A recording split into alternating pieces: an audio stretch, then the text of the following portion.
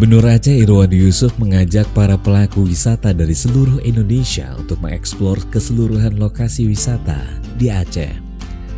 Banyak pesona budaya dan juga cagar alam menarik yang bisa dikunjungi di Aceh, kata Irwandi saat menjamu para pelaku wisata Indonesia yang mengunjungi Aceh Travel Mart 2017 di Pendopo Gubernur Aceh Senin 4 Desember 2017. Dan juga kami punya objek wisata lainnya seperti Pantai Loka. Terus mau lebih jauh, mau surfing ke Simulu dan ke Pulau Banyak di Pantai Selatan.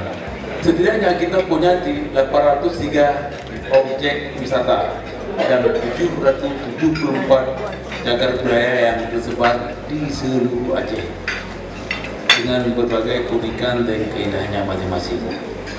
Di daratan kita punya banyak makam bersejarah, dan di daratan juga ini kita punya satu objek wisata atau kegiatan wisata yang muncul dari ide saya, yaitu wisata gerilya. Di Aceh sedikitnya terdapat 803 objek wisata dan ratusan cagar budaya dengan berbagai keunikan.